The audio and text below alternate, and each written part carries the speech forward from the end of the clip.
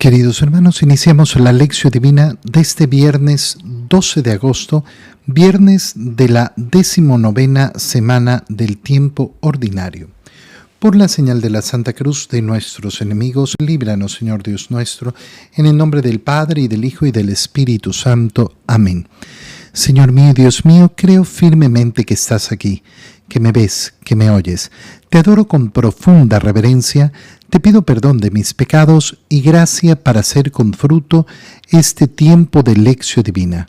Madre mía Inmaculada, San José, mi Padre y Señor, Ángel de mi guarda, interceded por mí.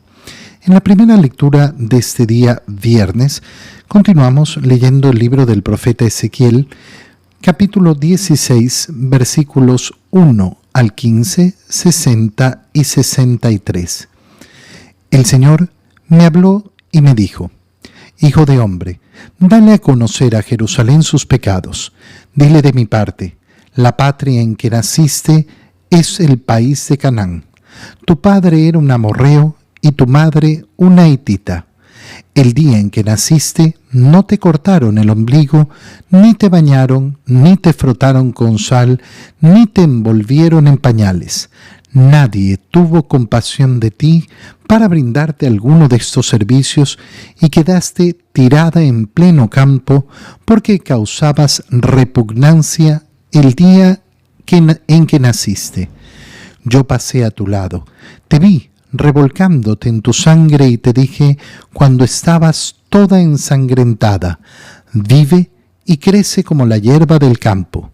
Tú creciste, te desarrollaste y te hiciste mujer. Entraste a la pubertad, se formaron tus senos y te creció el vello, pero estabas desnuda y cubierta de vergüenza. Volví a pasar a tu lado y vi que estabas en la edad del amor. Extendí mi manto sobre ti y te cubrí con él.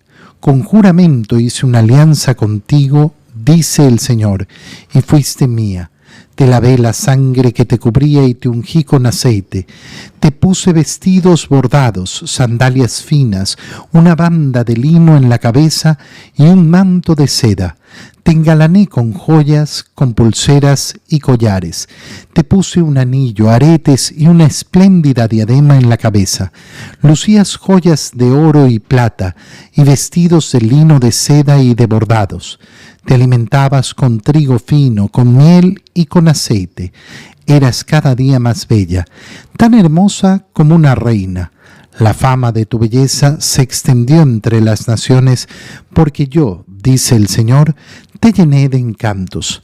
Entonces te envaneciste por tu belleza, te aprovechaste de tu fama para prostituirte y te entregaste a todo el que pasaba. Pero yo tendré presente la alianza que hice contigo cuando eras joven, y haré contigo una alianza eterna, para que tengas presente tu pasado, te avergüences y no vuelvas a abrir la boca para presumir, cuando yo te perdone todo lo que hiciste. Esto dice el Señor Todopoderoso. Palabra de Dios. Es verdaderamente bello cuando nosotros vemos esta comparación de la historia de la salvación, que es la historia del pueblo de Israel, con la edad de un niño y cómo va avanzando. Muchas de las cosas que a veces nos cuesta comprender en el Antiguo Testamento se debe a que no las vemos desde esta perspectiva. ¿Cuál perspectiva? La de que el pueblo de Israel es como un niño que va creciendo y va entrando lógicamente en esa juventud y después va a llegar a esa edad de plenitud para que sea la llegada del Mesías, del Salvador. Es tan bello ver la historia de la salvación en relación a las etapas de la vida del ser humano y entender entonces ese proceso que ha ido llevando el Señor. Cuando entendemos esto, entendemos, por ejemplo, en profundidad por qué las leyes del Señor después tienen que ser llevadas a plenitud por nuestro Señor Jesucristo. Para entender esto es fácil tener un ejemplo. ¿Cómo le enseño al niño que la corriente eléctrica le puede hacer daño si es que mete los dedos en el enchufe? Le voy a explicar lo que es la corriente eléctrica, le voy a explicar lo que va a ocasionar. O si veo que está acercando sus manos al enchufe, simplemente le voy a decir, no hagas eso. Eso es malo. Punto. En la medida que el niño vaya creciendo, podremos entonces irle explicando y entenderá mejor. Es precioso ver así. ¿Qué es lo que hace el Señor con el pueblo de Israel? Tratarlo como un niño que va madurando, que va creciendo y al cual se le puede ir explicando poco a poco.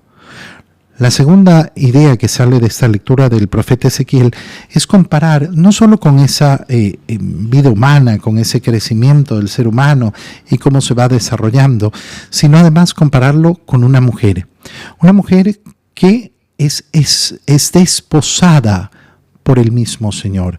Y entonces aparece la imagen de ese matrimonio, esa imagen de la alianza con el Señor en la clave de la alianza matrimonial y que va a alcanzar su plenitud en la alianza nueva, la alianza de Cristo, que es el esposo de la iglesia. Fijémonos en algunos detalles de la lectura. El Señor me habló y me dijo: Hijo del hombre, dale a conocer a Jerusalén sus pecados. ¿Cuándo naciste? ¿Dónde naciste? Naciste en Canaán. Tu padre era un amorreo y tu madre una hitita. Es decir, tus orígenes eran muy humildes. ¿De qué está hablando el Señor? De Abraham. De Abraham, que es el que inicia la descendencia. Y efectivamente va a vivir en una tierra extranjera. No va a tener su propia posesión de la tierra. El Señor le va a prometer la tierra. Y entonces los orígenes del pueblo de Israel, cuando los contemplamos así, son orígenes miserables. Un solo hombre, con un solo hijo, nada más. Un solo hombre en una tierra extranjera que es poseída por otros pueblos, por otras naciones. Y por tanto es una historia que no está llamada a convertirse en nada. Y sin embargo, a pesar del desprecio, de la repugnancia que daba al nacer a los ojos del hombre lleno de sangre, nadie tuvo compasión de ti. Yo te vi y te vi crecer, te desarrollaste, te hiciste mujer, entraste en la pubertad. Yo entré a tener una relación contigo y cuando vi que estabas en la edad correcta, ¿qué hice? Volví a pasar a tu lado y te extendí mi manto sobre ti, te cubrí con él. Con juramento hice una alianza contigo. Y entonces, ¿qué le ha entregado Dios a ese pueblo de Israel que nace de una manera tan miserable? Todo. Y por decisión de él y nada más que decisión suya, ha querido darle efectivamente todo. Ha querido entregarle todo. Ha querido que ese pueblo sea aquel con el cual el Señor ha realizado una alianza. Esto es precioso. Pero ¿qué ocurrió? Que en ese momento el Señor cubre con joyas, con belleza, le da todas las gracias que tenía que darle a ese pueblo. A ese pueblo lo hace poderoso, lo hace capaz de entrar en la tierra prometida, lo hace capaz de tomar posesión, lo hace crecer. ¿Y qué ocasionó esto? Esto ocasionó que entra en el corazón, entra en el corazón el envanecerse. Me envanecí por la belleza. Y entonces te aprovechaste de tu fama para prostituirte y te entregaste a todo el que pasaba. Fíjate cuál es la imagen que está usando el Señor para hablar del pecado de la idolatría, la prostitución. Qué precioso es saber que cuando caemos en esa idolatría, y caer en la idolatría, acuérdate como Jesús nos lo decía hace poco en la lectura. La avaricia es un tipo de idolatría, perdón, era San Pablo el que nos lo decía, un tipo de idolatría. Hay que abrir los ojos para ver a todos los tipos de idolatrías en los cuales podemos caer. La idolatría la compara el Señor con la prostitución.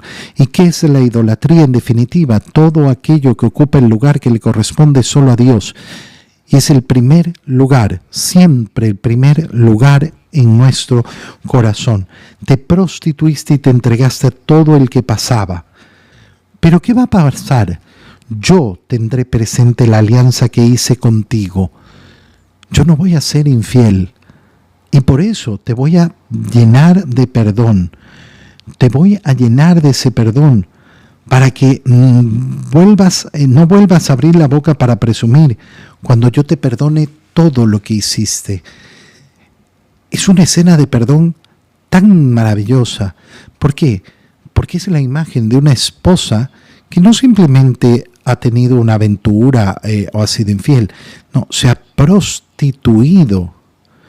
Y el esposo está dispuesto a perdonar. Esta es la misericordia de Dios. Claro, qué difícil es la imagen, ¿no? Una esposa que me ha sido infiel. No solo una esposa que me ha sido infiel. Una esposa que se ha prostituido. Y sin embargo, el corazón rebosante de amor de Dios es capaz de perdonar. En el Evangelio, continuando con la lectura del Evangelio de San Mateo, leemos el capítulo 19, versículos 3 al 12. En aquel tiempo se acercaron a Jesús unos fariseos y le preguntaron para ponerle una trampa. ¿Le está permitido al hombre divorciarse de su esposa por cualquier motivo?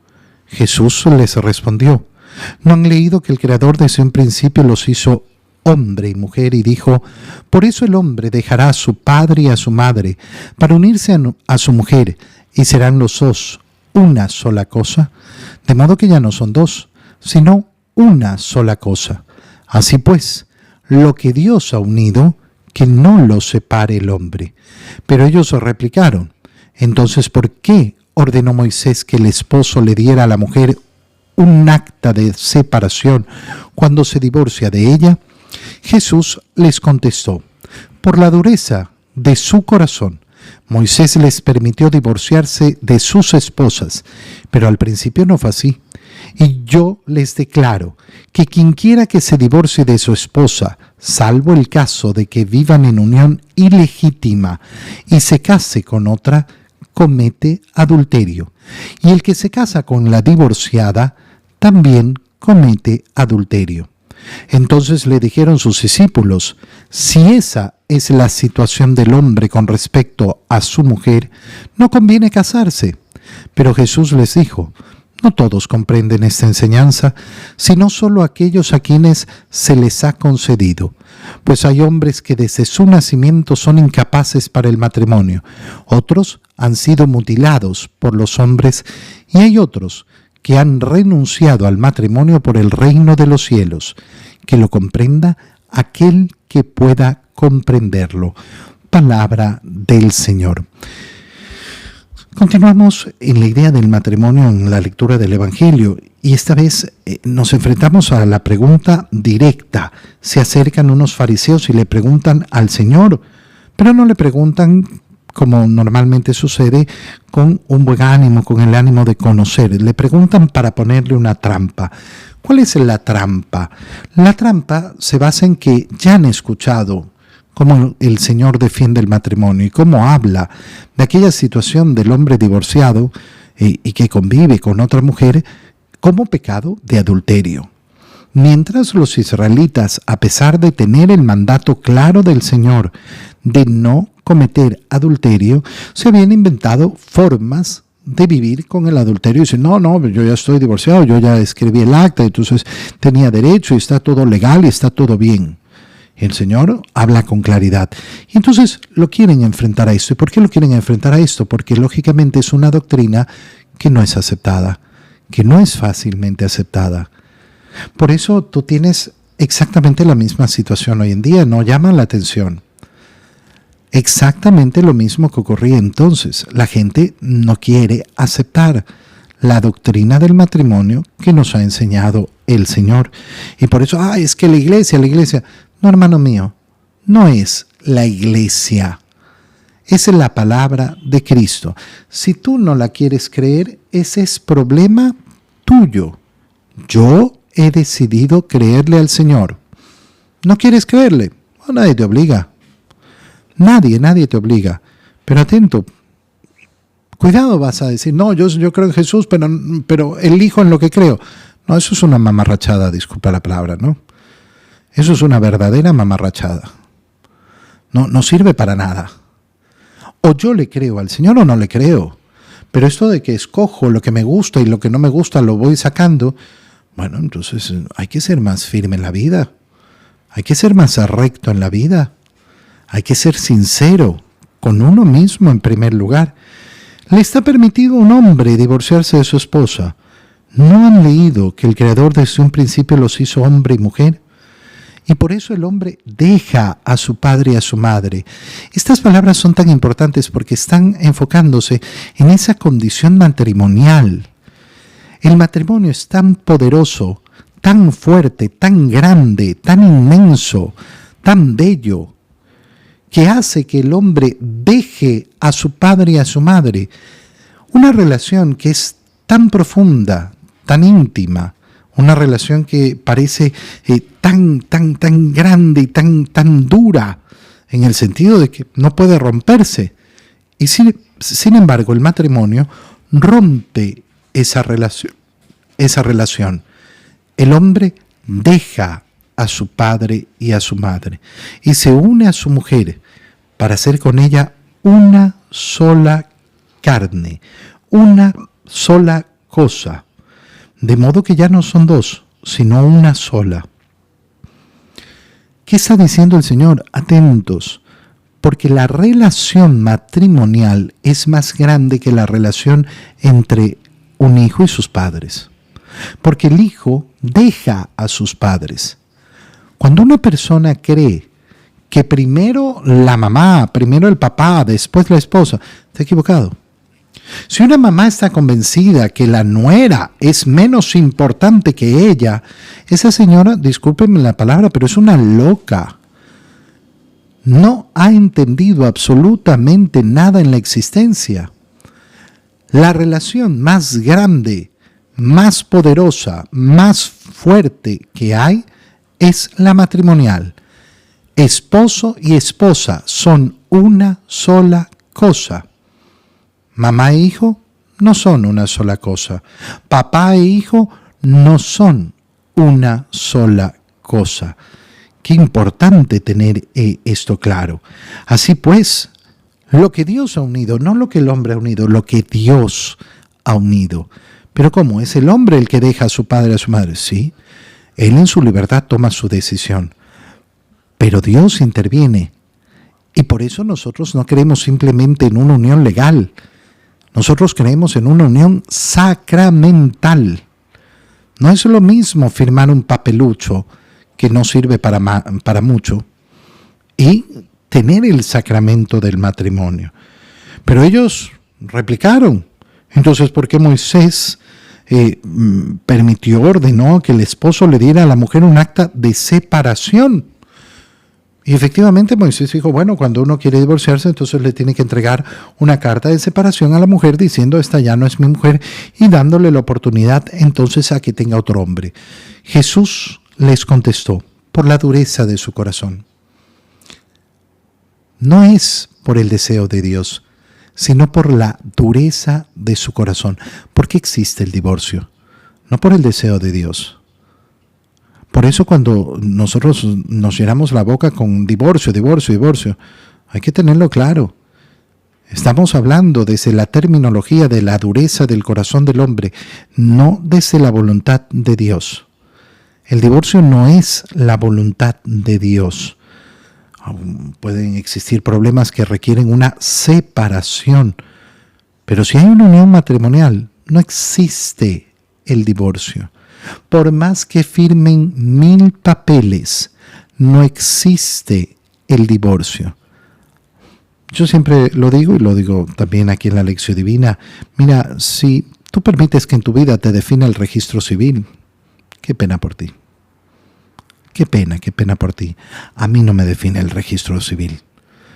A mí no me dice quién soy el registro civil. Yo estoy determinado por esa voluntad de Dios, por ese deseo de Dios. El registro civil no reconoce mi condición sacerdotal.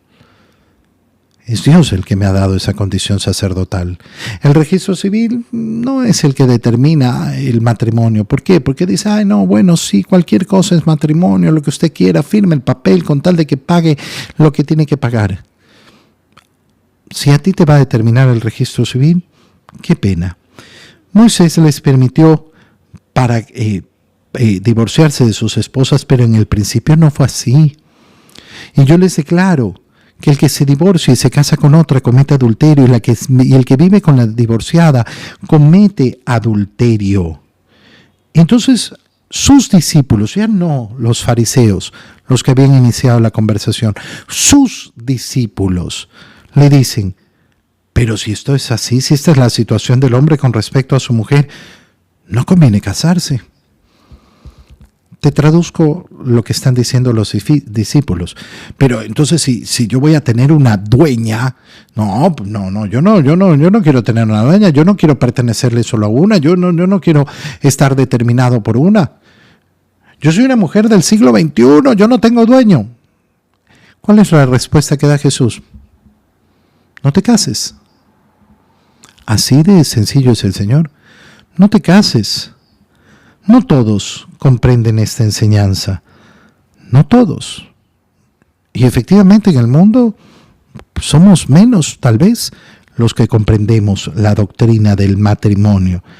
Hay hombres que desde su nacimiento son incapaces para el matrimonio. Muchos que nunca deberían casarse y se casaron porque eran incapaces de ser fieles, incapaces de cumplir sus votos matrimoniales, incapaces de entregarse verdaderamente a la vida matrimonial, a la vida familiar, incapaces en definitiva de amar. No tenían el corazón capacitado para amar. ¿Y qué tenían que hacer esas personas? Nunca debieron casarse. ¡Ay, pero casarme es un derecho! No, hermano mío. Casarse es responder verdaderamente a esa vocación de servicio, de entrega, de amor. Quien en cambio busca sacar del matrimonio simplemente el provecho de yo necesito, yo quiero, me hará sentir mejor, entonces no ha entendido nada.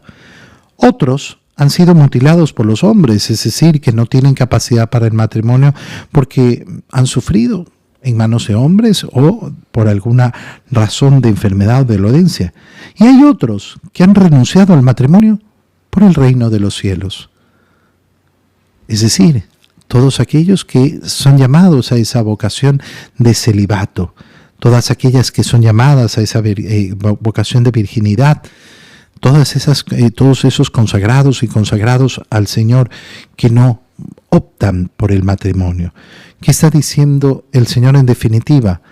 El matrimonio no es para todos. El matrimonio no es para todos. El que no cumple con las condiciones necesarias para el matrimonio no debe entrar al matrimonio. Pero que lo comprenda aquel que pueda comprenderlo. Como siempre, muchos serán los que no comprendan la doctrina del matrimonio. Te doy gracias, Dios mío, por los buenos propósitos, afectos e inspiraciones que me has comunicado en este tiempo de lección divina. Te pido ayuda para ponerlos por obra. Madre mía Inmaculada, San José, mi Padre y Señor, Ángel de mi guarda, interceded por mí. María, Madre de la Iglesia, ruega por nosotros. Queridos hermanos, que tengan todos un muy feliz día.